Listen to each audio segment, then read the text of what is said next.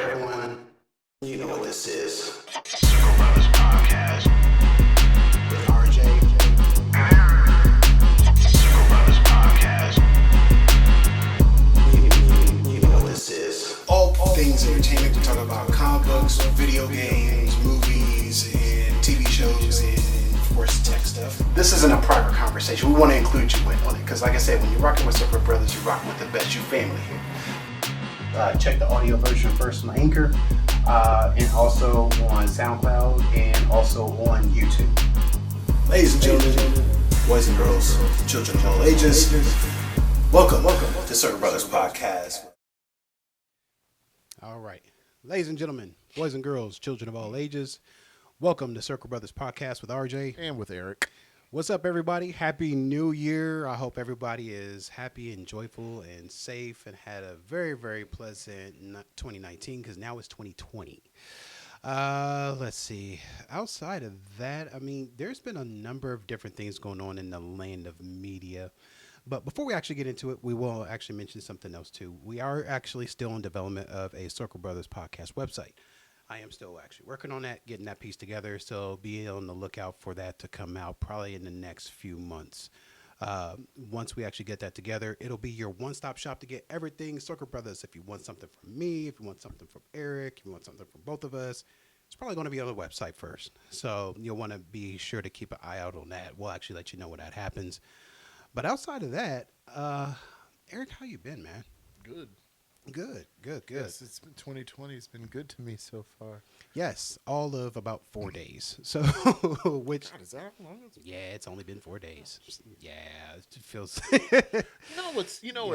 So like when you have to like go to like sign stuff or like date anything. Yeah. How like the first like 2 or 3 months you had to think like, crap, what year is it? You get to remind yourself it's like whatever year it is, and now like it's 2020 and it's weird. Yeah, it takes a while to get used to. I had to kind of hit the ground running because I work in insurance, and of course, when people call in about insurance stuff, I have to be very aware about dates. So, of course, and I'm not even going to get into that because there's folks that's calling about insurance stuff from like 2017 and 2018, and it's like, claims. Yeah, and all that? yeah. I got a summons for. I was like, you know what, dude, just bye. So we're gonna leave that as is because it's time to talk about the Important stuff when it comes to Circle Brothers. Had a brain fart there, but I'm getting through it. All right. So outside of that, a couple other things we want to mention too. Let's see. The latest movie that actually came out was, of course, there's been other movies come out, but the one that's kind of important to us is Star Wars. Oh Lord, have mercy. Yes. And what was the name of it? Star Wars: The Rise of Skywalker, right? Yes. Okay. Now, if you don't know, our brother Eric has actually put out a very detailed description and review of this particular movie. I hated it. Long story short. But you can see the details of why he hated it if you actually go to our Facebook page. That's Circle Bros 614. Oh, dude, I plan to if you can take some time today. Oh yeah. We're going to talk about it, but if you want to actually read our stuff, go ahead and search Circle Bros on Facebook. Our logo will pop up. Click on it. Join us in the conversation there. You'll be able to go ahead and see that very, very detailed description of the movie. And I'm saying that nicely. So outside of that, though, but now Eric reviewed it. I have not because I have not seen it. The only reason why I have not seen it is because I'm very good at predictive modeling when it comes to movies, and I kind of called some of the stuff before it actually happened. Whenever that happens with me, I kind of lose interest in it, like at least like about 50% of it. So I'm still going to see it because it's Circle Brothers. This is what we do. We're going to see it anyway. It's just going to take me longer to go see it.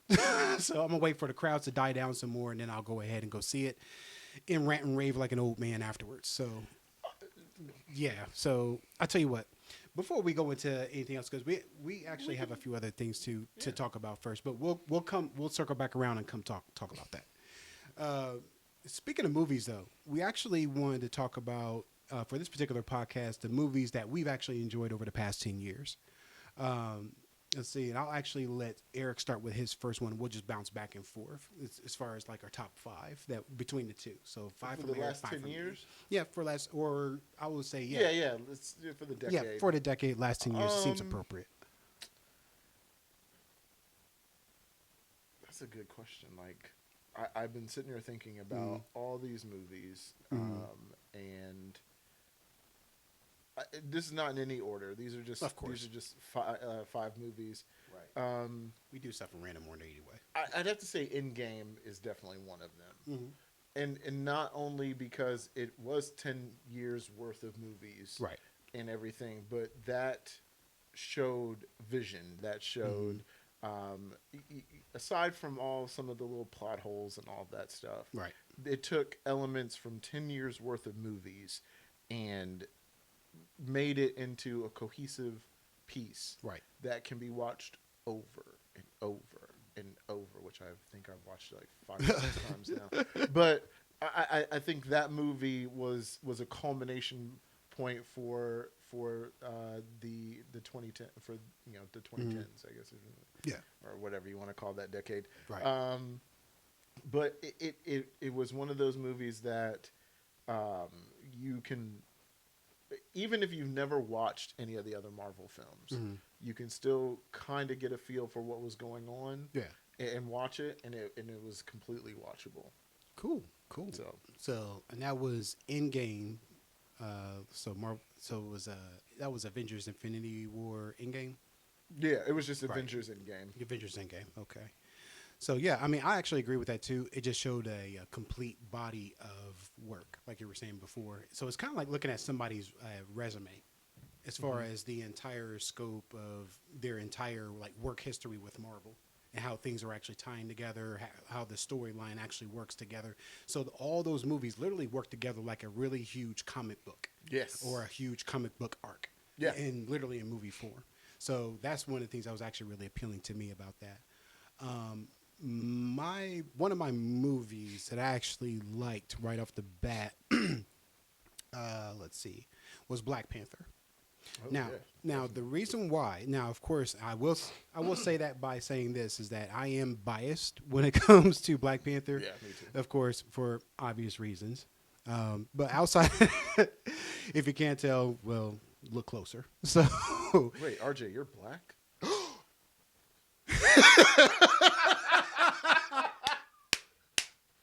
well, according to Ancestry.com, I am 40% Nigerian. No. Well, that's what my wife says, but yeah, I don't believe her. So, anyway, when it comes to Black Panther, the things that I actually liked about it was that I liked the way that Ryan Coogler is the director. Yeah, I like the way he actually envisioned the actual film, blending kind of like the Afro-futuristic type of aspect to it. Oh yeah.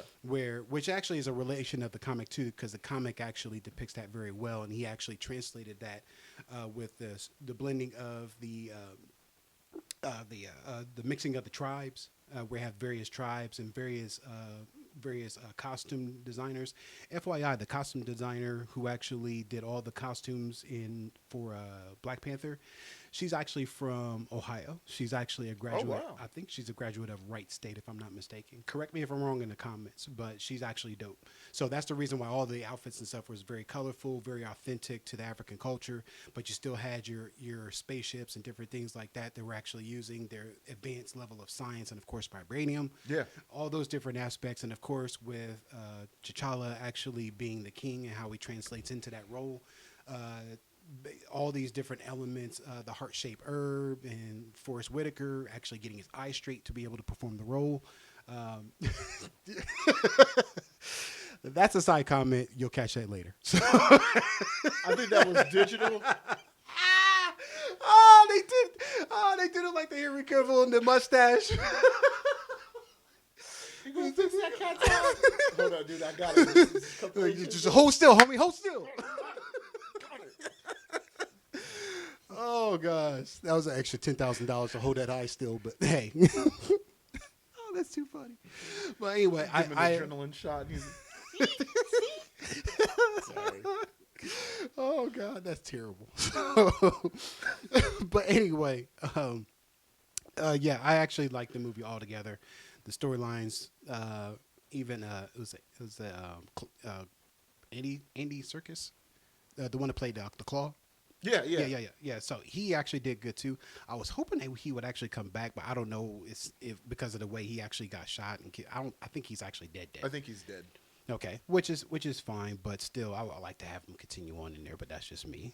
But outside of that, I mean, with all those different visual elements and the storytelling and how it actually ties into the United States, that actually brought another layer into it too, which I like. It did, and I think what they did with that movie that set it apart from other comic book films is their central villain was not set up like other villains are.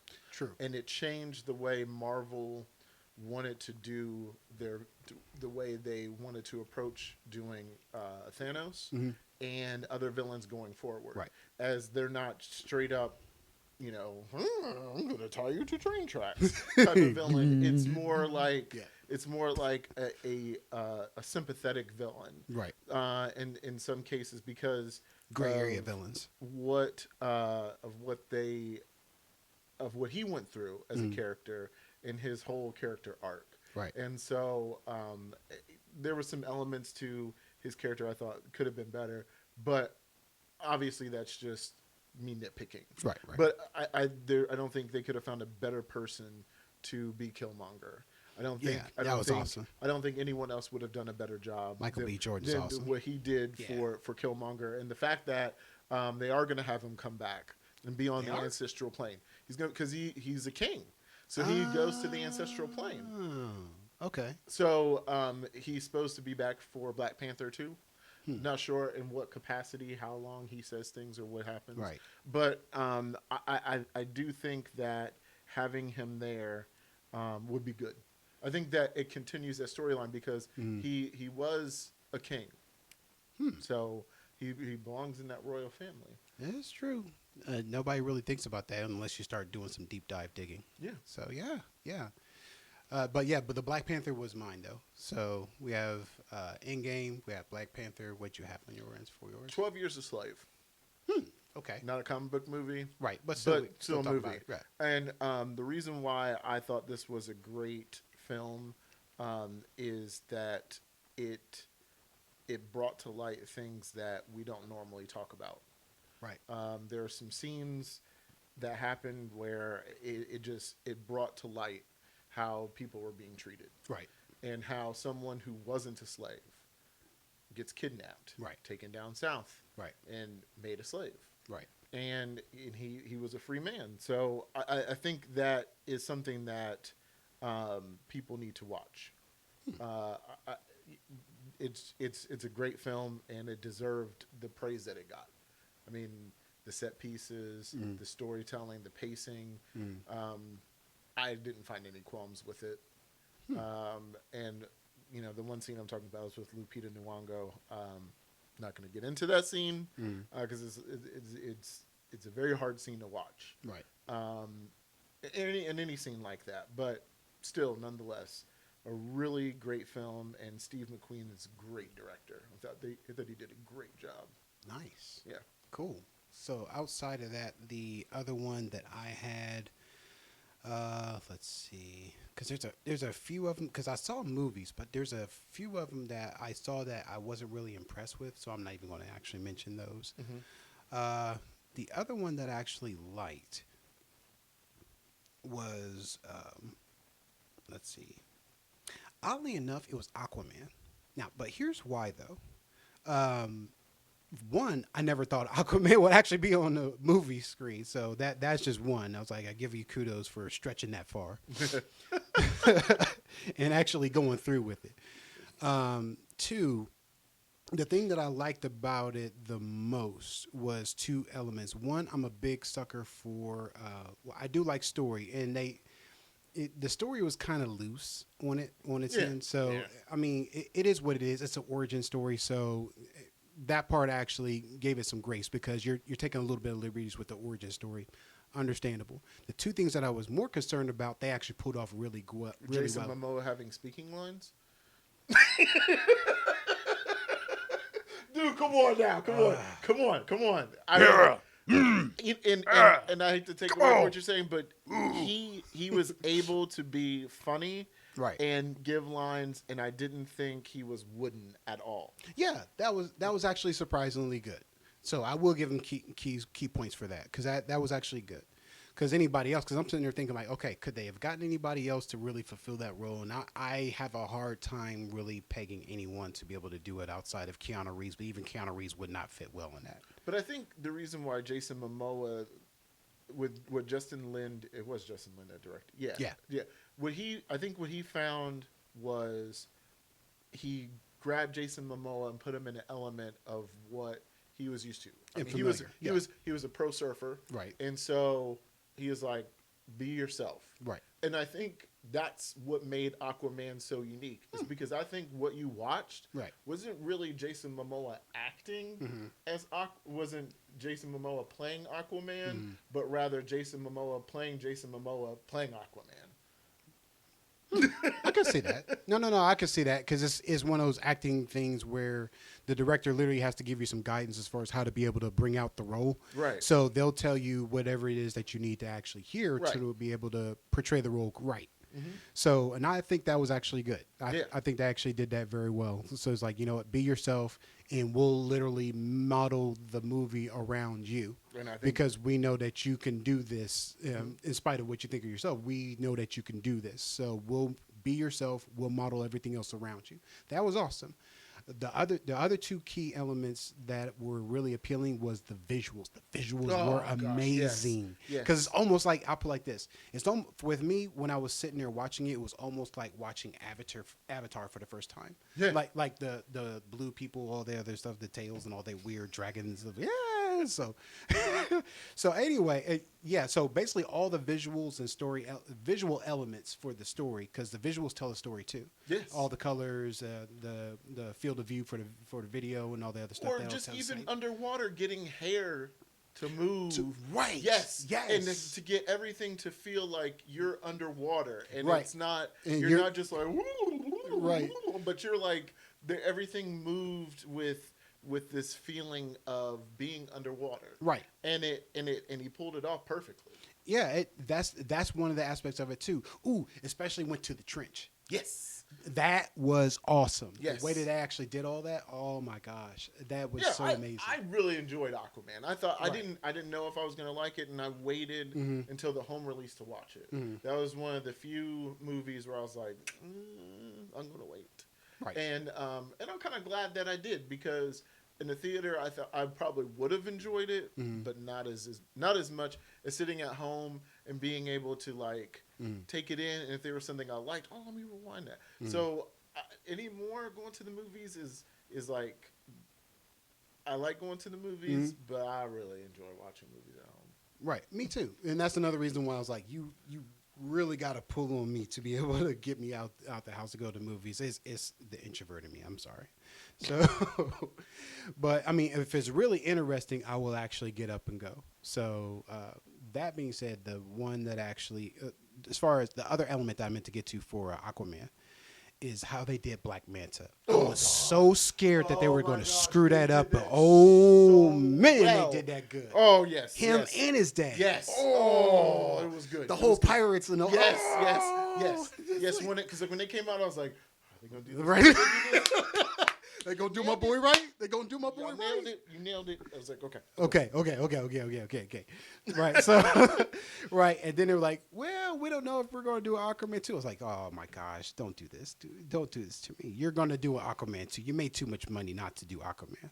Yeah. So they did. Right. So especially for a DC movie. I hate to say it. Right. But yeah. So but the Aquaman movie, that's another one from mine that I actually did enjoy. What did you have on yours? So the one of this movie is from I think 2015. 2015. It was Fast and Furious 7, and this movie, yes, and mind you, Fast and Furious movies aren't the best movies, but this one struck a chord with me. Mostly because of everything surrounding the movie Okay. and what happened with Paul Walker. Oh yeah, yeah. And yeah. that when he died and how it hurt everyone that was that his castmates, but those castmates were all friends, Right. and so especially that hurt Tyrese a lot, and Vin Diesel, and I just remember because Christy and I went to go see it, and I remember I was like, I don't know if I can go see it. I don't know if I can go see it. Yeah. And she was like, why? And I was like, it's gonna make me think of Damon. And I was like, and she was like, why? Damon wasn't in the Fast and Furious. I was like, not really. But it Right.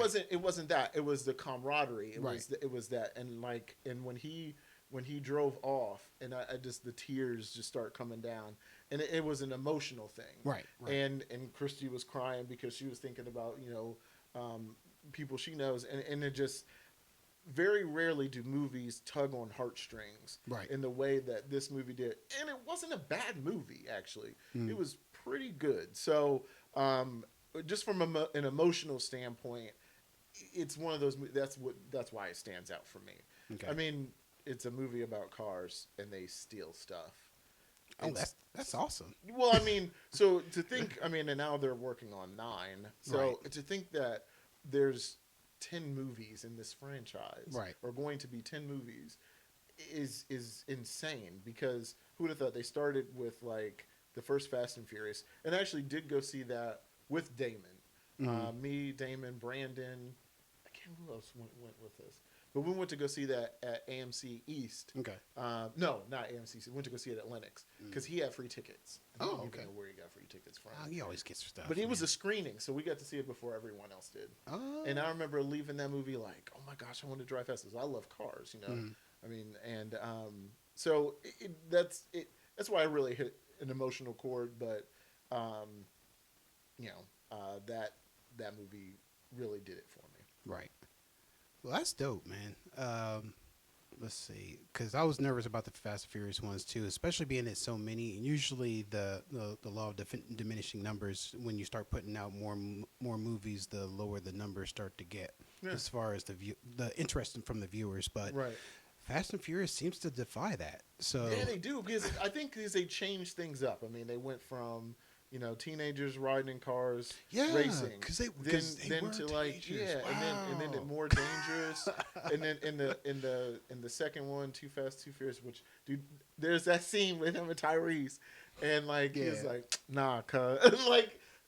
This is what made me love Paul Walker, because he did that. Like that was him trying to be a thug, and it was like I loved it. I loved it. I know people hated Fast and Furious, but like I loved it. I thought it was dope. And so and then the third one, which was Tokyo Drift, which Wow.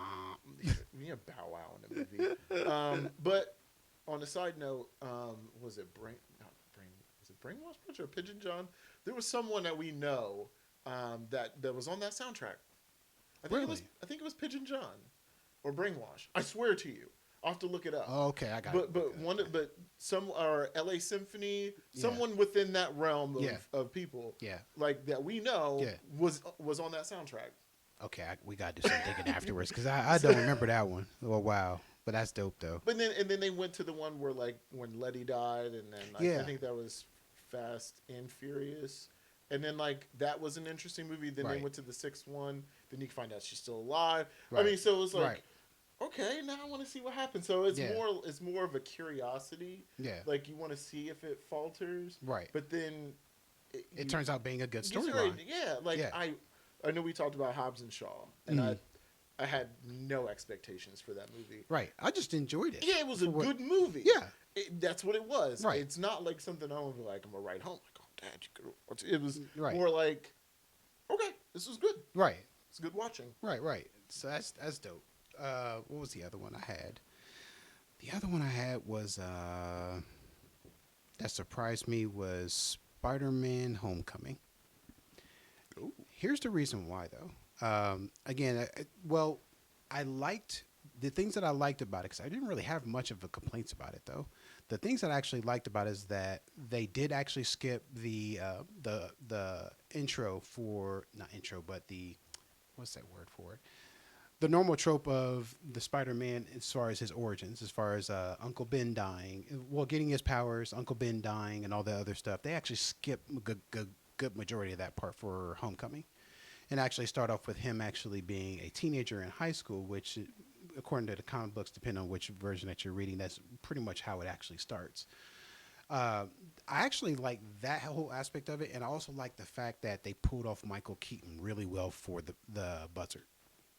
They actually did that really well, and also the fact that they actually did tie it into the events of what was it? Avengers. Civil War. So was it Civil War or Avengers? Because they were still in Chitauri tech still.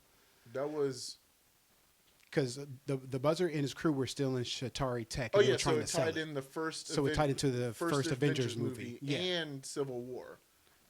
Because it was after what happened in Civil War. Because remember they showed him with his camera when he went back and showed how he got there. Yeah. So there was a lot of good tie-ins, and that was actually one of the things I liked about it too. Because one, I didn't know they were actually going to get it, so I'm actually surprised that they actually did get it and actually got it to go through. Of course, we already know the story of the other parts where they fell out and then they kissed and made up. And I think that was all for show. Of course it is. It brings up drama. They're movie people. They know how to bring drama and bring people into a crowd and make people express interest. Exactly. If not, they just cut their losses and keep their money. So, so outside of that, I mean, I was really pleased with it, and the fact that they actually allowed him to have the friendship with the other friend. I forgot his Ned. Ned, which Ned is actually very similar to the other friend that Miles Morales had too. Yeah. So I was kind of curious of what they were going with that, or if they just liked the character and wanted to actually have Peter play a part with somebody. Because normally Peter's usually by himself outside of Mary Jane and Gwen Stacy. Yeah. Because you haven't introduced, which is the other part, you haven't introduced Harry Osborn or Harry or Norman Osborn. Yeah. So and I know that they're saving those parts for later. But again, I believe according to which story you're looking at for Spider-Man, I believe Harry was actually one of Peter's friends. Right. And this is actually one of the origin storylines, but they cut that part too, which is an interesting dynamic that you cut that, but they actually had to fill him in with Ned. And all the craziness that was going on with the fights in the school and whatnot. Yeah, or they could have it where Harry is someone he meets in college later. That would be awesome because he hasn't gotten to college yet. Or will he? Because the new one that's coming out is Spider-Man Homeless because J. Jonah Jameson already put him out. Is it Homeless or Far From? Oh no, it would be Homeless. Homeless because J. Jonah Jameson had put him out because of Mysterio, and this is actually from Spider-Man Far From Home. Right. So any of that spoiler, it's not really a spoiler. You know this already. Right. You know what this is. If you haven't watched it, yeah, you know what this is. It's Circle Brothers podcast. So anyway, so outside of that, yeah. So he's going to be on the run, pretty much on the lam. He's not going to be able to stay anywhere. He's definitely not going to be able to stay with Aunt May because that's going to cause a problem for her as far as safety, which is probably the reason why he's homeless.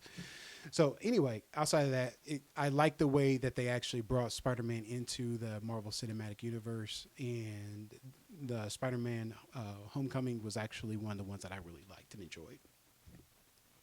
All right, so my last movie. This is going to make Rebecca extremely happy. It's Winter Soldier. I'm going to tell you why. Captain America Winter Soldier is one of the best Marvel films because not only do you take the elements of, like, you brought out I hate to say darker, because Captain America, the reason why I couldn't stand Captain America for so long and kind of got away from him as a character is he was so goody American boy, that aspect. And that's not Captain America, honestly. Well, the Captain America that... Depending on which version you're looking at. Well, so after what happened in like the 70s and 80s, Captain America, in the comics at least, started to pull away from that image because he started to realize how the American government was and how things were. So he kind of took a step aside from that image and couldn't stand it himself. And you see shades of that in this movie. And there was all the conspiracy theory in it, all the stuff with Nick Fury, where Fury dies, and they did my favorite at the end of that movie when they went to his grave, and on Nick Fury's grave they had Ezekiel 25:17 on it.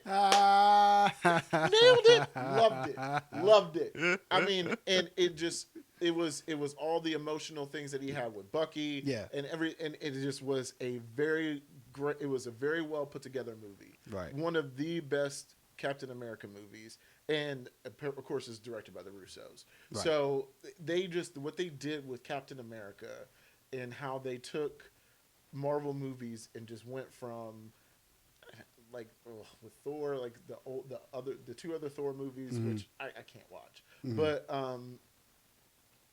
they elevated it. They stepped the game up, and I'm glad that Taika Waititi took over, because he was like, oh, I see what they did in the past. They sucked. All right, let's make it better. Right. And the Russos did that. And this movie, I think, was the turning point for Marvel movies as a whole, because it took them from the Iron Man 2s and Iron Man 3 that had cartoonish kind of villains, right, and made the villains that much better, made the stories more personal, right. And I think that, and they weren't bad before, but I think they stepped up. The Russos stepped that game up, and this movie was that turning point. That these aren't just movies that are childish; they're actually kind of dark, right. Of dark tones, not DC dark. DC think of that Deadpool 2 is like, you from the DC universe. Sorry. Oh, that's terrible. But yeah, so I that movie was really good. Let's see. On mine, let's see. The last one I have on my end. Let's see. Man, because there's a few of them. There's just too many. Yeah, there's just too many of them. One that was actually surprisingly good. Wonder Woman. Now, again, the reason why I liked Wonder Woman was pretty much almost the same type of criteria that I actually liked for Aquaman. Mm-hmm. They had awesome visuals that were going on. Costumes were awesome. Gal Gadot, she actually did a really good job as far as being able to portray Wonder Woman and different things like that. The villains that they had for it actually were surprising, because it was Ares. Yeah, well, Ares is Ares. We already know what it is. So basically, you see how quick I forgot about him that quick. Yeah. So, I mean, outside of that, and was it a Steppenwolf that was in there? Yeah, Steppenwolf. I thought they did a good job with. That's the part that I was like, okay, this is cool. I can rock with this. But it was the battle with Ares had nothing to offer. Right. It made no difference. Right. Now, here's the part that's confusing. I'm making sure I'm not mixing my movies with Justice League and Wonder Woman. Or maybe it was like that, where she fought Ares in that one. She fought Ares in that one. It was Steppenwolf for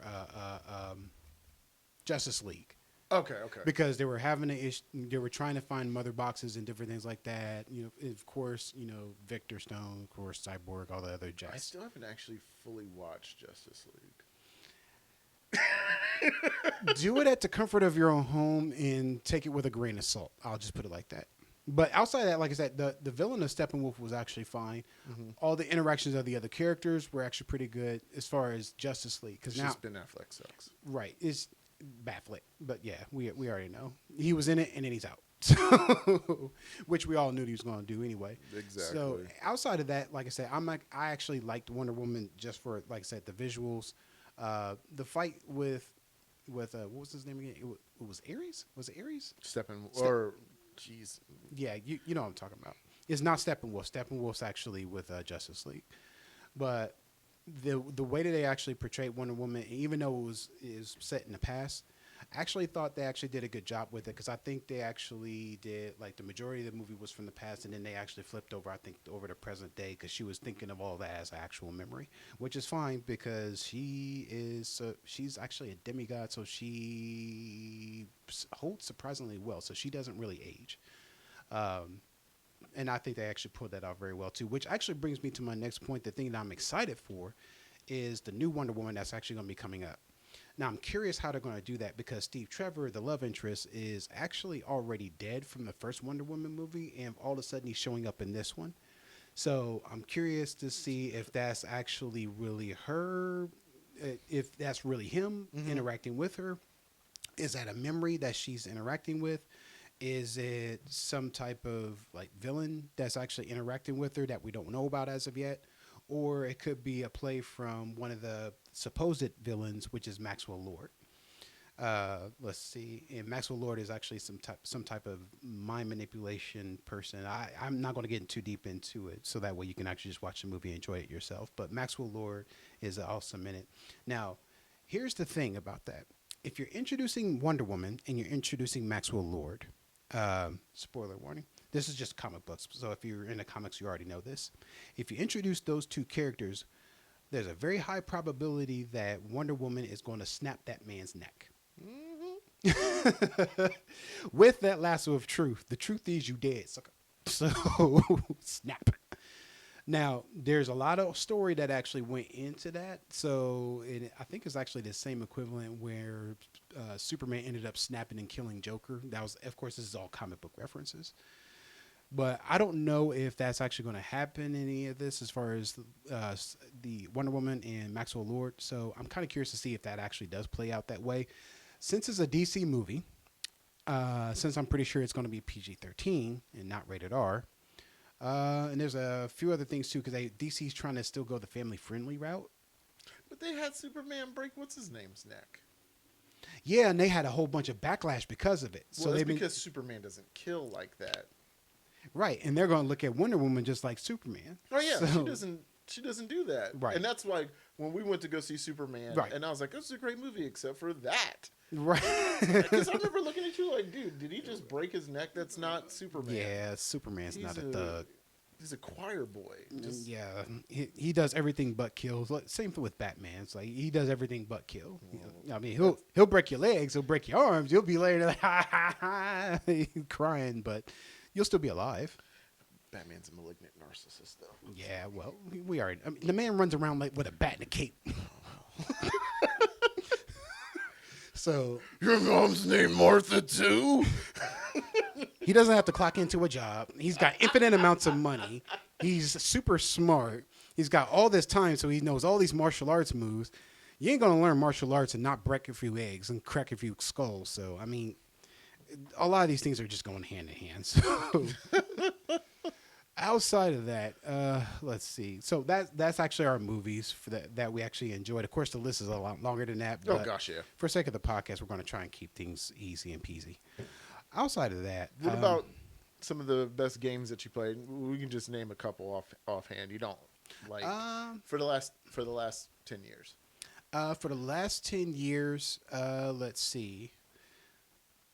There is Assassin's Creed in the Syndicate. I actually really enjoyed that one. One of the aspects is, of course, you can actually have your own gang. It's set in old England. You can ride around. I could wear a top hat, and I can have a cane, and I can beat people up with the cane. I can wear like a gauntlets to go ahead and beat people up with. You can recruit little kids. Yeah, I can recruit little kids to go and steal stuff, and they just come up to me, "Message for you, Governor. This for you, sir." Yeah, I loved Syndicate. Was fun. Yeah, Syndicate was fun for me. What was the other one that I actually liked? Oh, speaking of Assassin's Creed. Yeah. All right, so now I have, three, 4, which is the one that was in London or in France. Forget which one. Oh, crap! I forgot the name of that thing. But I have that one. Okay, so we have the one that's the one that's in France. Actually, hold on a second. Let me look this up real quick. I'm talking about all the games that I have currently. Right. So I have 3 for both PS4 and Switch. Unity. Assassin's Creed Unity. So I have Unity on Xbox. Which was fun. Yeah, well, when it wasn't glitching. Oh, well, yeah. In the tree? Someone's face gone? It's just floating eyeballs. Right. Just gliding down the street. Horses running backwards. Oh gosh. There was one time I was playing 3 on PlayStation 4. Yeah. And there was this horse cart, and I swear I saved it. I have to show it to you. Like, the cart is going backwards, and all of a sudden it goes up on a building, and then the cart goes like this. And it's going like this up and down, and then all of a sudden, like, it goes flying, and you don't see where it goes. Dude, I kid you not. It was a great glitch. This is one of the greatest glitches I've ever seen in a game. Much like the WWE glitch. Oh, the WWE glitches. So let's see. I legendary. have. I was at GameStop. Yeah. God, was it last Tuesday or when? I can't remember. Yeah. Might have been Monday. I don't know. But I was at GameStop and I was trying to get Control on Xbox. Okay. It's kind of a little Yeah, bit. yeah. And so when I called them, I was like, "Hey, do you guys have Control?" And they said, "Yeah, we have it new." Great. I was like, I'm gonna come get it. Yeah. And then so I get there. I said, "You just have Control," and I said, "You're holding it for me." He's like, "Yep."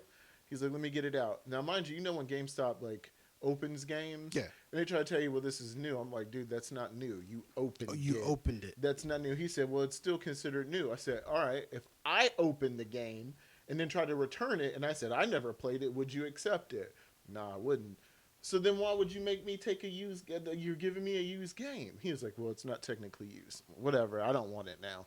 So I just picked up a new Xbox controller, and there was another guy who was trying to sell a game, and he happened to be selling the Rebel Pack for a Nintendo Switch, Okay. which is Assassin's Creed Rogue, which I did have on PS3, but I was like, "Oh, I want to play it again." Okay. And Black Flag, which I have that on Xbox and PlayStation 4. Right. Which I have that game. I've had that game so many times. So I have everything except for one and the Ezio collection, which I need to pick up. Origins, and I have every Assassin's Creed game That except is for the awesome. first one. Except for the first one, which they probably got done on Game Pass, don't they? I don't know. Huh. But I'm hoping they remaster. Like, that would be the best one to go back and remaster. Because think if they had that one and they made that one more open world, Yeah. like, Ooh. that would be so dope. Because you can make it so much better, but that's neither here nor there. Right. So now that was one of the other things I liked too. I liked Black Flag. Yeah. Black Flag was out of all the Assassin's Creeds, even the one for Syndicate, Black Flag was like top notch. I was like, this is awesome. So just to be able to go on a boat, cruise wherever you want to, go to different islands, Yeah. big ones, small ones, having the naval battles and different things like that, customizing your ship, like you can customize like your weapons and different other things like that. Yep. Having your friends and other stuff work with you too. That, I mean, all that's really dope. Even the I believe it's actually, what was the other thing where you can actually the multiplayer, where you can actually run around, you can actually hunt each other. Oh, yeah, in the multiplayer on I an only island. did that So- twice. Right, because I kept getting murked. Like, Yeah, I was as soon like, as "Oh, I started the game, I got killed. Nope, not playing this one. Nope. I got stabbed in the back, just prison shank. Done. I was like, Phone check, homie. ah! Guard! So, Chickity check. Sorry. oh god. So yeah. So there's that. So what was the other game I liked? Let's see. Lord of the Rings. Shadow of Mordor. Never played it. I played it. I still have yet to finish it though, because I'm still like halfway through it now. Because you probably heard, if you've actually been a long first time fan of the podcast, you probably heard me talk about this over the first few episodes. But I'm gonna recap it just real quick. The whole premise is you're actually one of the raiders. Who actually goes around hunting orcs and different things like that to try to take over the territory. It's very Assassin's Creed-ish, which is funny because there were some people who actually were a part of Assassin's Creed as far as the team development. They actually helped make this game. Oh. So, I mean, even though it's a WB game, the Warner Brothers game, but still some of the teams from Assassin's Creed were actually working on this one and have some of the elements. Like you do have, like, you know, your fall from grace, whatever, you just swan dive. Mm-hmm. He actually does that too when you actually jump off of Wow. certain ledges because they have tall towers that you You can hear mark the off eagle? of. Actually, That would be crazy. right. And the whole thing is that this dude is actually a part, has a part of him that's actually an elf. That's actually a part of him, Mm-hmm. and he's actually like talking to the elf. The elf will actually like come out and actually start talking to him and doing different stuff and help him with his superpowers and stuff like that. So the if you actually go up and climb like regular buildings, if you keep scaling up on some of them actually have like spiritual extensions off of them. So if you go to the very top, because he's helping you with that, Mm-hmm. you can actually like hit this like anvil with like a elfish hammer, Mm-hmm. and it actually starts claiming over that territory. So you can actually use that as a save point. Wow. And that's the same thing for Assassin's Creed when you actually have your towers that you can go up Yeah, to when you yeah. sit on an eagle perch and get the lay of the land. It's the same principle in that. And of course, from there you can always stage dive off. Of course, you can go ahead and you can assassinate orcs. We can actually use the arrow and like do headshots. Mm-hmm. You can actually have like a broken sword, which actually is like shaped like almost shaped like a dagger, because like you have a full sword and you have like half of it cut. That's the half that he's actually using to like stab him in the neck and Oh do. crap! That's what you do in Odyssey. So you don't have the hidden blades, Right. When you stab people, Right. Because I'm playing as Cassandra, Right. Like that's what she uses to. That's dope, and I actually just started that. She gets So people in their nuts too, though. well, Even chicks. it's Greek, so And no chicks had nuts. yeah, you never know. Kick him in the nards. Kick him in the nards. Wolfman doesn't have nards. Kick him in the nards. Wolfman's has got nards. Wow, we are so old. If you don't know what that's from, that's Monster Squad from the 80s. It's like, that shows how old we are. Holy crap, dude. Oh my god. Yeah, we're old fogies. So outside of that, I mean, it's really dope. One of the elements that I really did like about it is that for the entire lay of the land, if you start going over in certain areas, you could there's orcs that actually control certain territories, like chief orcs, and you have those like underlings that are like under them. Mm-hmm. So it's like a pyramid of all these different orcs that you have to go through. Now, some of them are shaded off because you don't know who they are, but if you go into a territory and you actually start running into them, they'll do a cutscene and say, this is the orc that runs the territory, and of course, they'll actually show up in your list. And then, of course, you have to kind of find a way to kill them because each orc has special characteristics and certain weaknesses. So you have to basically kill them. Now, here's the kicker part. If you happen to kill this particular orc or any particular orc, their spot of power becomes vacant.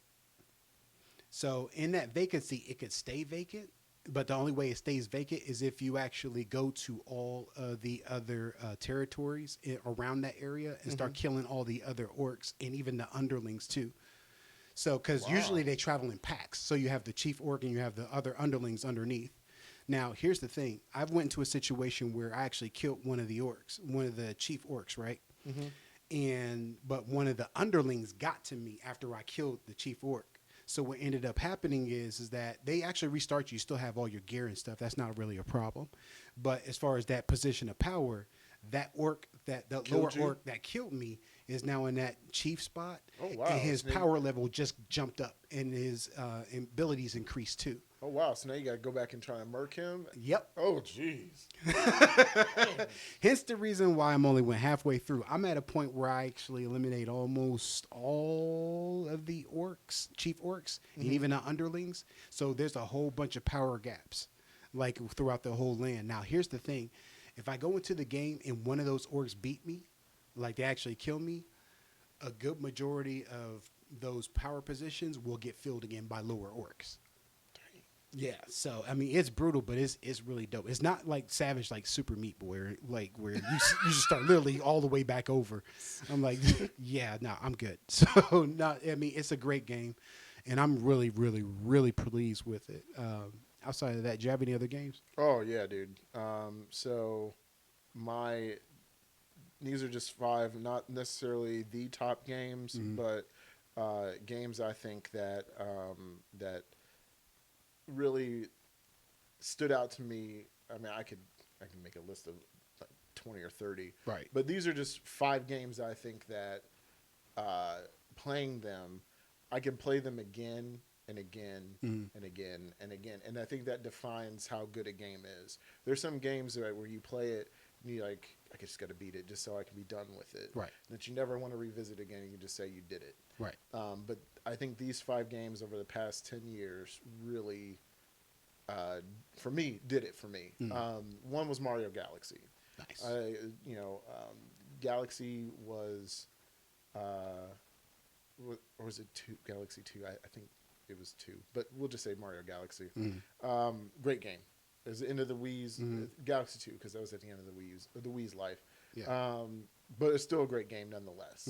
I think it exceeded its predecessor in every which way. Visuals were really great. Just a great game. Right. Great Mario game. Right. This next one, if you never played Uncharted, the first one sucked. But it was good enough where they made another one. Right. And the second one was really good. The third one, I think, was the best one. I loved the fourth one. Right. It was great. But I think that they added a little too much to it. And it wasn't as good as the third one. But to me, Uncharted 3, one of the best games. Because they did those set pieces, the cinematic moments. It really was like playing a like a movie. Yes, Ooh. yes, and that's what made Uncharted so great. Yeah, that's awesome. It was a really great game. And this game here, the next one, Hollow Knight, is what really got me on indie games. Because I kind of missed out on the whole 3DS things. I'm not really into handhelds. Right. So I wasn't buying those indie games. And then like on Xbox and PlayStation, I'd hear about indie games and I'm like, whatever. Right. But then I saw Hollow Knight and I was like, maybe I should take a step back and look at indie games. But Hollow Knight, it looks dope. It is really dope. If you took Dark Souls and Zelda and Metroid along with anime, that's Hollow Knight, and it is so satisfyingly good. It's frustrating as it is beautiful and fun to play. Because there's been times like I threw my controller. That's dope. And then the next 2 games, honestly, and these aren't just, this is not definitive, but just for me, define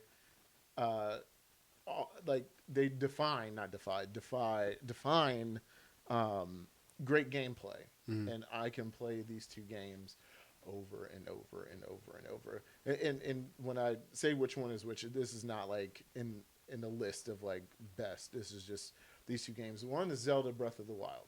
Okay. Understandable. Oh my gosh. Breath of the Wild, I could sit and just leave it on and listen to the music. And then listen to the sounds. They always did a good job with the music, though. It's so great. Yeah. And like the way you can just climb anything and do anything in that game. Nice. And you can approach attacking enemies anyway. And then like you had to be mindful of your weapons because your weapons would break. Even the Master Sword would lose energy and you had to time out, switch something else. True. So I really love how they did that game. It's so good. So great. And then the last one, if you have an Xbox 360 and if you've never played Halo Reach, you're missing out. Halo Reach is the best Halo game. And I think that was 343's not 34. Yeah, that's right. No, not. Was it Bungie? Yeah, Bungie. That was Bungie's last Halo game. Before they changed it over? Yeah. Okay. Before they left and then started doing Destiny. But Halo Reach and Elijah and I, before they went back home, we were playing it on Legendary. Yeah. And on the Master Chief Collection. Okay. So we were playing that on Legendary. And I don't know how many times we've beat Halo Reach, but we could not get past the 4th checkpoint. It took us like 25 minutes to get past that 4th checkpoint on the first level. Wow! Mind you, it's been years since we played it, but I mean, it's obviously you're rusty. But still. But it was fun. Like we weren't like this game sucks. It was like we kept dying. It's like, all right, let's try this. Try this. We kept doing new strategies. Yeah. And then finally we got past it, and it was like, by that point, it was like, all right, I'm done playing. We're gonna eat and do something different. But but yes, Halo Reach is not only did I play that with Elijah, I also played that. No, the first time I played it was with my friend Steven. Right. And we we had, and the first time I played it was on Legendary, mind you. Right. And As you do. yes, and and so that was that. Right. But we had so much fun playing. I think it was on his birthday, and we played that like the whole day. Yeah. Like we went to the shooting range, shot some rounds, and then went back to his house and played Halo Reach for like, I don't know, 6 hours or something like that. Mm. But I think we were high, so I have no idea what's going I have on. no idea how long it took. You're the worst, Tally. So Yes, I did that, and it was only for Steven's birthday. there you go. So without further ado, I guess we're going to bring that podcast to a close. Thank you, everybody, for joining us here at Circle Brothers. We really do appreciate it. Make sure you give us some likes and comments and also subscribe so that way you can actually be aware of what we're actually doing. Make sure you hit that notification bell if you're on YouTube so that way you can actually we can actually let you know when we're actually putting up videos. Still trying to hammer down a more consistent time frame as far as this year, but we'll give you some more information on that. We got a few other things we're trying to work out on the back end so we can be more consistent for you guys. Because, you know, when you're rocking with Circle Brothers, you're rocking with the best. You know this. So outside of that, Eric, do you have anything you want to add before we close out? Oh, Star Wars. Oh, yes. Star Wars. I was joking. I wasn't high. No, we're not. Actually, I was. We're high on life. High on life, man. Dude, it was like one of the first ones I ever did. No. But seriously, okay, so you have not seen Star Wars. I have not as of yet. So Okay, so you remember when I went on my epic rant? yes, we had a very lengthy discussion about that. So everything that I had a problem with, Mm-hmm. it was right. Of course. So here's one of the things I want to ask too. Remember when I was telling you about my theory about how Palpatine was coming back and the theory of them fighting, like Rey and what's the name fighting, and that has something to do with Palpatine depending on where they're fighting at? Mm-hmm. Was that spot on or no? Would you say that again? I had a theory that one of the ways that Palpatine was trying to come back, he was calling out to Rey and Kylo Ren to get them to fight at wherever is at some type of centralized location, wherever they were fighting at. And I guess the evil energy, whatever energy was there from that fight, was actually feeding into Palpatine to help him to get resurrected. No. Okay, awesome. I'm curious. I can tell you about that. Okay. So let me start by saying this. This is actually now a spoiler cast. So if you haven't seen the movie yet for Rise of Skywalker, bow out now. We'll see you later. Hit that notification button. You'll see our next video on Circle Brothers. Thank you for watching. Also, please like, share, and subscribe. Please like, share, and subscribe. Okay, go. All right, so this is it starts off with him going with Kylo Ren, like he has this wayfinder, which is kind of like a holocron. Okay. But it's a map compass kind of thing. Okay, yeah. Where it's Palpatine left those to be found. Of course. And he finds it, Just and then sprinkles it. Right, man. Whoa, I'm gonna put it here. and I'll get to that because there's a part where Kylo Ren finds it, and he ends up on that planet where Palpatine is. And then that's where in that commercial where you hear all the different voices. Yeah. He said, I've been all those different voices in your head, right? So it's like, okay, that's pretty cool. Okay. That's pretty cool. Till you like walks into like where Palpatine is, and then you see a vat of Snokes. A can of Snokes, basically. Are we saying Snokes as in plural or singular? Plural. Oh, jeez. Now you see why I started to have a problem with this movie. Hence the reason why they were so easily killed. Like, He created Snoke. He had a vat of Snokes. A vat of Snokes. So who's creating the Snokes? Is it Palpatine? Palpatine. And Palpatine's still alive, or is he dead, or is he just mostly? Or is he like Futurama, where he's just a hit in a jar? More kind of like The Princess Bride, where the Man in Black, where Max tells him that he's only mostly dead. I was like completely dead, just mostly dead. That is so he's like missing an eye or something like that. It's weird. Does he look like a melted sundae? Just like No, I think if it did that would have been better. But like he's really decrepit and like he's on this machine, so he's never off of like this robotic thing. And he Right. tells Kylo Ren that he needs to have he needs to bring Rey to him. And then Kylo Ren's like, "Well, I don't want to do what you say." He was like, "Well, I can kill you, right?" wah, Fine. wah. Right. So that's the stupid plot point right there.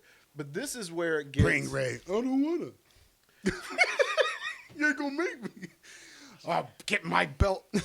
Pretty much. Like, he's mad at Kylo Ren, basically, because his grandfather threw him over the thing. But Yeah. anyway, what really makes this movie so bad is, one, is the traveling. So this movie takes place within a matter of 8 hours.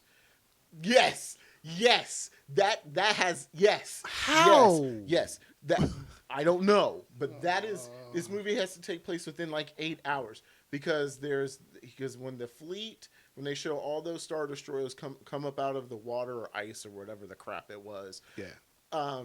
Then there's the time has been set. They're getting ready to launch and go destroy planets because not only can one Star Destroyer can now destroy a planet. It has the power of the Death Star on one Star Destroyer. Yawn. Lame.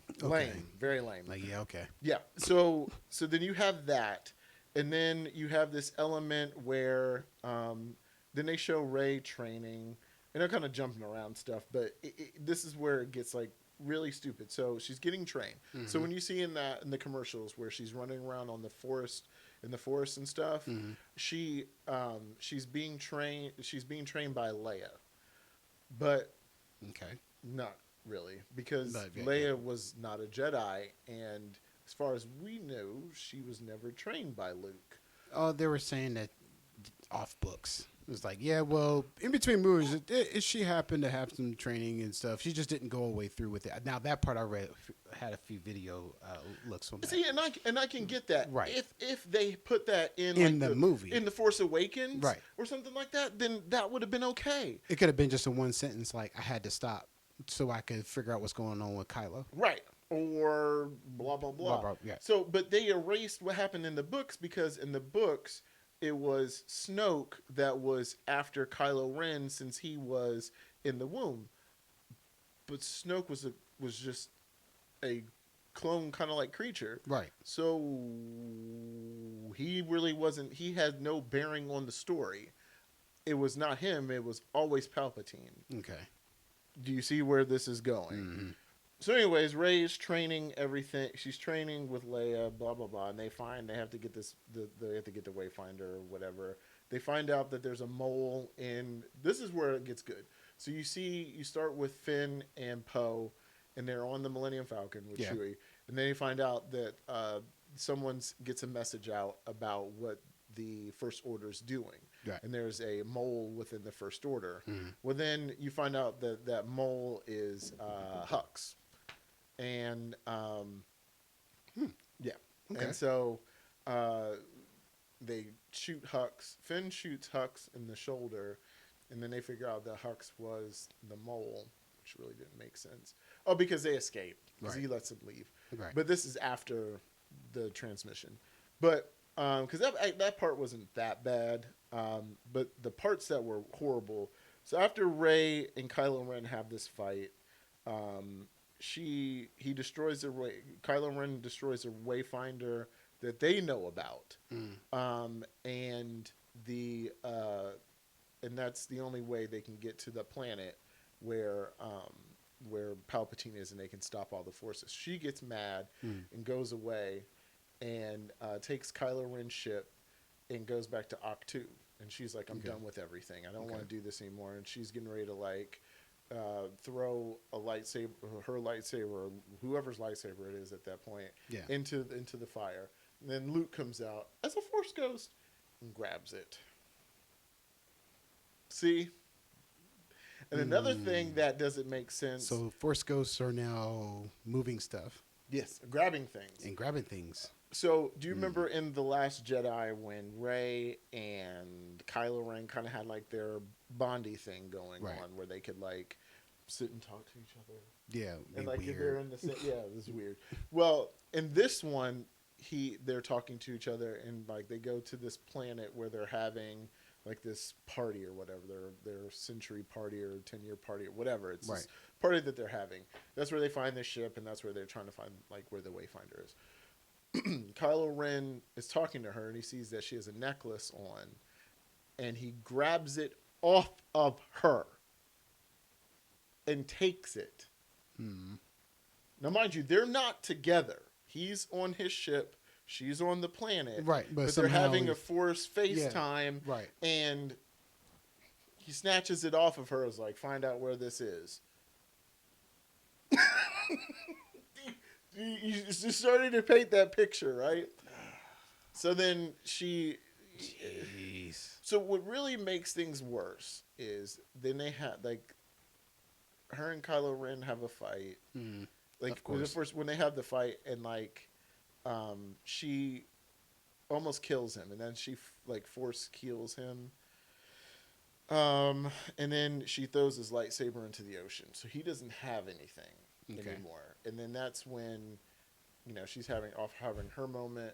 He has his moment, and that's when Harrison Ford comes back, or Han Solo comes back, and and it's from the dead. Well, it's a vision he's having in his head. Right. So it's not him. It's just a vision in his head, yeah. which that was done, I thought, pretty well. Okay. And like, because it mimicked what happened in The Force Awakens, where like Harrison Ford went to touch his face, and finally that moment worked, and so like he was able to deal with stuff. Leia dies, and then like she says Ben, and that's what kind of brings him to the light side. Well, also getting stabbed with a lightsaber will kind of change your mind too. So that happens. Leia's whole, like, everything, and mind you, I really wish they just would have put it in the opening crawl that she died. It would have been better. Okay. Because her dialogue was the footage that they had was extra footage from Force Awakens and The Last Jedi. Right. And so they use, like, everything that she said was very one-liney. Right. So there was never back and forth dialogue. Right. It was always. It didn't seem real. No, it didn't. Yeah. It was always like long disposition of people talking. Blah blah blah blah blah. Leia, what do you think? Yes. So you were like on Rick and Morty, where like Jerry's in where like where they captured where those one aliens captured Rick and Morty. They're trying to get Rick's thing for portal travel. And then they actually grabbed Jerry too. And like and Jerry's talking to his boss about his pitch for apples. And he's like, yes. It's like that, very one-liney. And it's just as cringy, actually. Right. And so I'm Troy McClure. So just. Or if you ever see someone like just stitched together, like someone like bad editing. Oh gosh, it is that bad. In my opinion, it is that bad. But what makes this movie so horrible is this plot, the plot device with Palpatine. Yeah, he needs Rey. So when Rey finally goes there to face him, because that's what she has to do. Palpatine tells her, I need you to kill me so you can become powerful and sit on this throne. And she's like, no. So this is his plan, is because Palpatine is her grandfather. In a sense, yeah. No. Like literally. Literally, her grandfather. Not clone or? No. Okay. So when her parents dropped her off on Jakku, they didn't want him to find her, basically.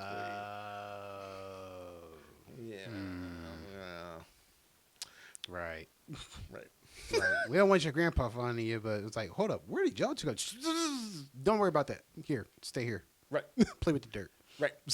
So he's her grandfather, and she doesn't want to kill him. So now he's mad at her for her not wanting to kill him, Right. and now he wants to kill her.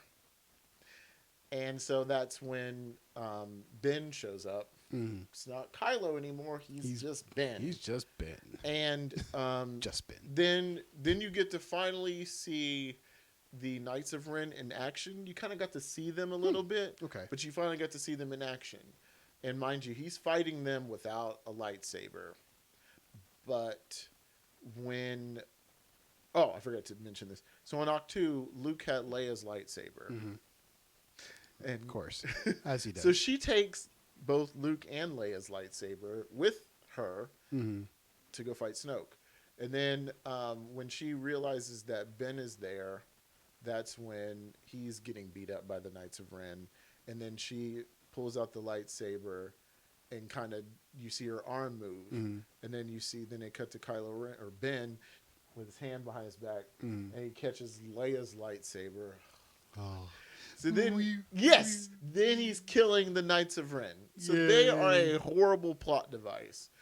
And so then that's when her and Ben go to face the Emperor or Palpatine, and he force pushes Ben off of because there's always a cliff or something, and so he force pushes him off the edge of this whatever. And you think it's a bottomless chasm, or I don't know what, but he's down there. And so then Rey and her grandfather have this dialogue, which is really lame.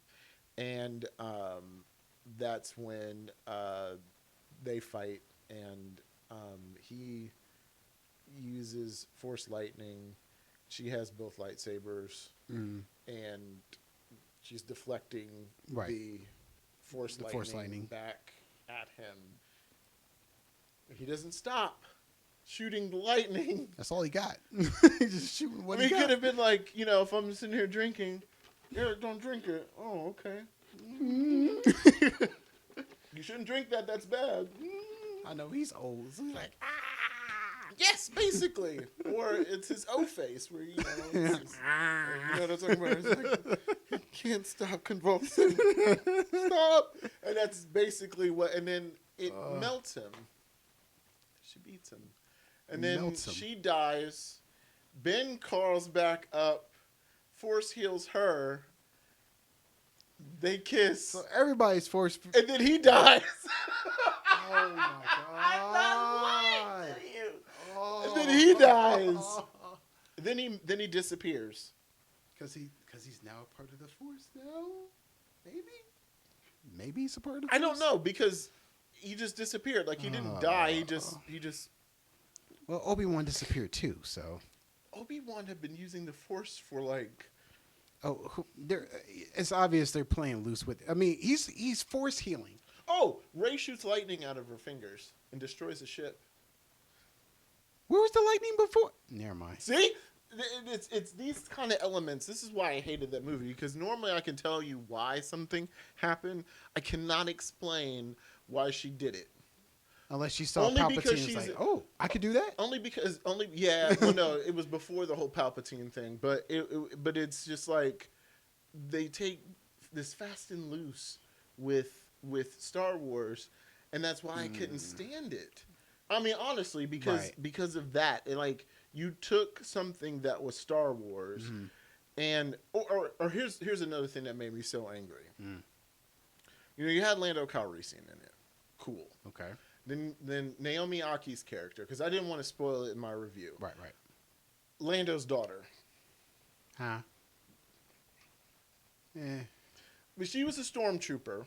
Okay. Along with all those people who were riding horses on top of that Star Destroyer. Yes, from the commercials. Yes. Okay. Still, I'm like, we're just going to drop this here. Maybe we'll pick it up later. Maybe not. And I'm like, ugh. My head hurts. So her and Finn are talking, because when he says who he is, she's like, oh, I know who FN2 whatever his name is. Like, I've heard of it. I've heard of that name. Right. So I guess she knew who Finn was, and that makes sense because he was a known stormtrooper because of his scores and all that stuff that he'd done, and so when he stopped like in The Force Awakens, didn't want to go through with killing people. Right.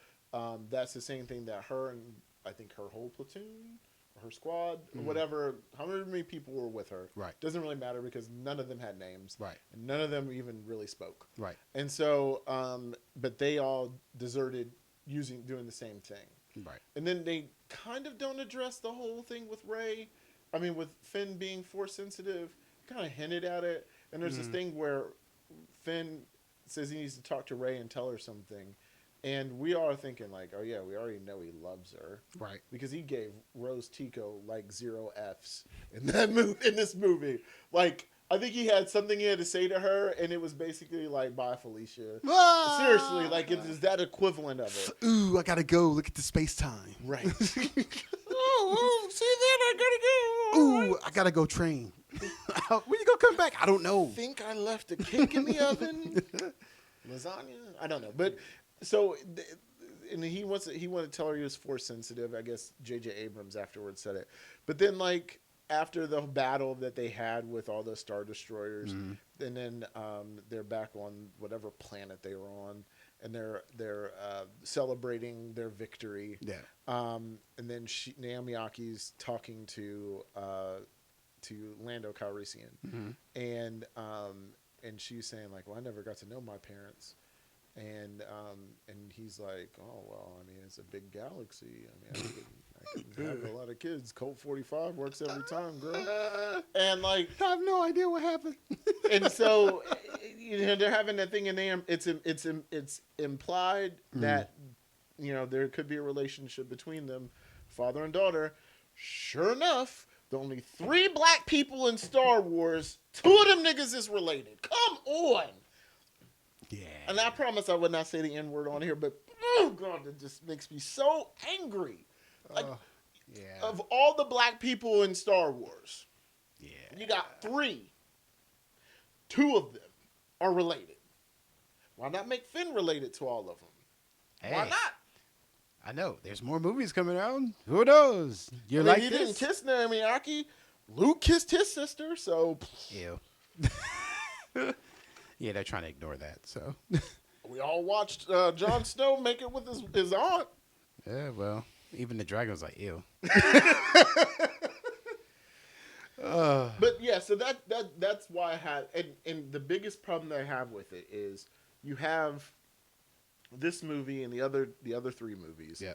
And I promise you I'm going to make a video about like my feelings on it, because I have like a whole, I don't know, 20 paragraphs on that stuff. Yeah.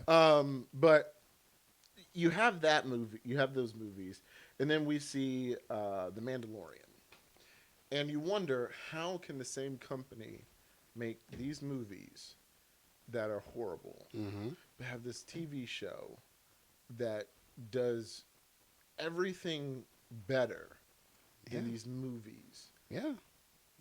And it's just like, and I know a lot of it has to do with who's making it, mind you. I mean, you have Jon Favreau. Exactly. Well, because Jon Favreau came from Marvel with Kevin Feige. Right. So he knows how to. So he has a centralized vision for something. He said, and worked with Dave Filoni and said, this is what I want to do. Dave, can you help me? Right. And Dave's like, yes, what do you want to do? He's like, I want to do this show, and I want to do these elements. And Dave Filoni, who is well-versed in all of Star Wars, understands. It's like, yeah, let's do this. So they had a vision, and it worked. Yeah. I mean, you've seen the last episode, right? Yeah. Okay. I didn't want to spoil anything. No. So when Moff Gideon came out of that TIE fighter, with, and oh my gosh, when it had you ever seen a TIE fighter fold its freaking wings? That was dope. That was so dope. All right. So when he did that and cut out of the hull, and the minute I saw the tip, I'm like, no.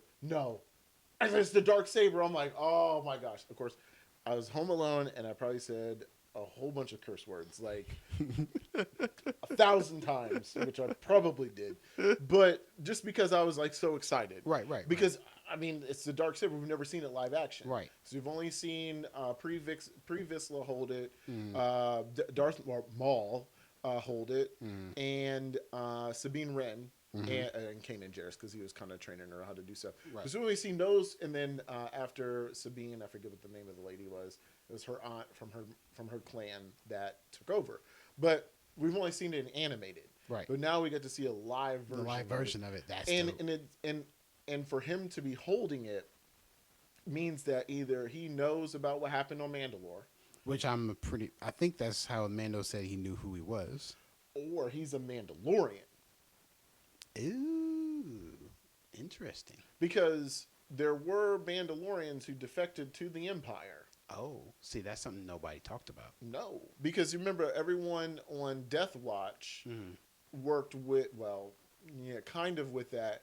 And if you remember, you might have to go back and watch it, but I think it was on the last episode or second one where they showed one of the Mandalorians getting Din Djarin out of that cellar thing. Mm-hmm. If you look at his armband, it's Death Watch. So, all right. So that to me, that's Star Wars. Yeah. But this movie, yeah, they just need to wash their hands with it and get somebody new at the helm that knows what they're doing. Which I don't know if they actually will or won't. I don't know. I guess she calls herself she's a Skywalker now. Who? Oh God, yeah. The end of that movie. Yeah. Okay, so now that part I heard about. I'm like, So she does go back to Tatooine, and she goes to their home, Luke's home, and Uncle Owen and Aunt Beru's farm, or the Lars farm. Yeah. And she buries both Luke and Leia's lightsaber. And this lady comes up to her and is like, "What are you doing here? No one's been here for a long time. Right. Can't you see it's buried in sand?" So in other words, it's hood, right. pretty much. She was like, "Who are you?" She's like, "I'm Rey." Rey. And then looks over, and that's when she sees, and this made me so angry, she sees Luke and Leia. No Anakin, which, that's where he's from. That's his home planet. This is the reason why Star Wars started. And she just sees those two, and she's like, Skywalker? Yeah, Rey Skywalker. And that's it. And when that was over, I looked at my brother and I said, this was garbage. And I think everyone in the theater kind of was like, because no one talked. Yep. No one said a word. No one said a word. Like, even, you know how like after a movie is like real good, you're like, oh man, I can't wait for this, blah, blah, blah. Silence. Other than me saying this was garbage. And no one said, what? Of course, no one pumped their fists. It's like, he's right. No, it was just like, wow, this is it. And when I got home, you know, it was late at night. Christy was like, so what'd you think? I was like, I hated it. She was like, haha, you're joking. I was like, no, it was garbage. She was like, what? And I was like, do you want me to tell you how horrible it was? She was like, no. I gotta go to bed. No, wait, why didn't you like it? Because she, you know, that curiosity. Right. And it's just like, I didn't like it. Wow.